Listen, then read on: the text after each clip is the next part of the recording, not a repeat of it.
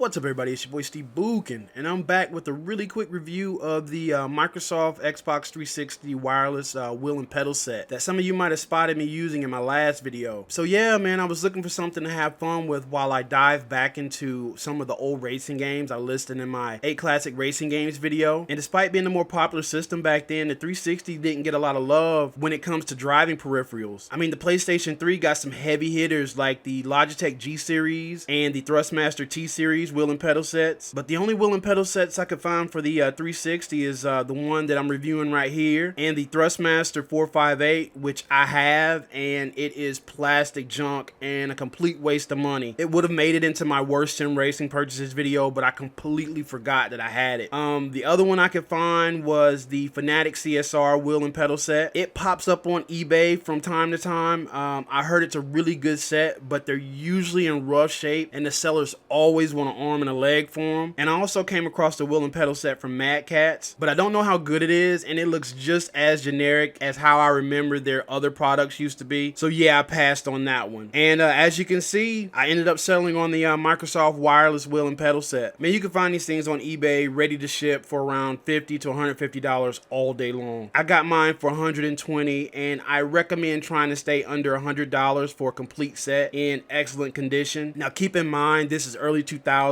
discontinued hardware that would have received quite a bit of wear and tear. So yeah, it's always a gamble when purchasing something like this secondhand. I recommend doing some research and asking some questions before throwing some money at one of these things. You're going to want to look for a complete set that comes with the wheelbase, pedals, and a desk clamp for obvious reasons, but most importantly, you're going to want to look for one that has the AC adapter as well, because the adapter is what powers the force feedback. The battery pack for the wireless connectivity is still pretty easy to find, but the AC adapter for the force feedback is another story. So yeah, man, the force feedback feels really good. You know, because of its age and it targeting to mass appeal, I was expecting a half-ass attempt at simulating driving forces, but I was pleasantly surprised how good the force feedback is for a 13-year-old $100 wheel and pedal set.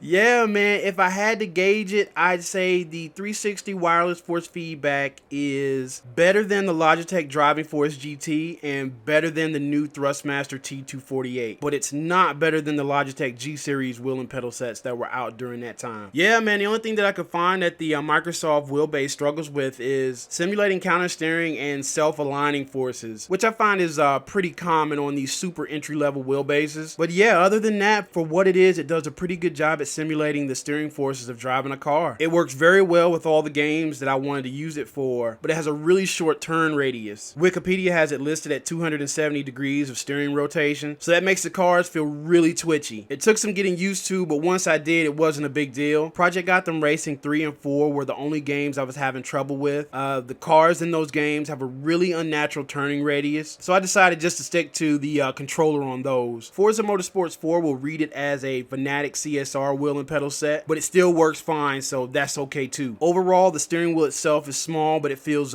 real good in my hands. The buttons feel like they do on a standard Xbox 360 controller, and the paddle shifters don't pop or click. They're just plastic levers. They're nothing fancy, but they do what they're supposed to do and get the job done, and that's all I was expecting out of something like this. The steering wheel does move around in its housing, but it looks like the original owner took really good care of this one, so I don't know if they were built like that or if that's from the years of usage. The pedals are really soft, which is what I expected from something like this. The throttle doesn't bother me that much, but a super soft brake pedal will always be an issue, and it doesn't help that the brake pedal is more like an on and off switch than an actual pedal. I kind of remedied this by cutting up some foam padding into a wedge and sliding it behind the brake pedal, and in Forza Motorsports 4 I equipped all my cars with an adjustable brake kit and turned the brake pressure down to somewhere between 70 and 75% to make the cars decelerate more natural as I got on the brakes. This is not a perfect fix, but it did make braking more manageable, and I must add that the foam padding was not my idea. I got this from another guy's YouTube video, but I can't remember the kid's channel to give him credit for it. But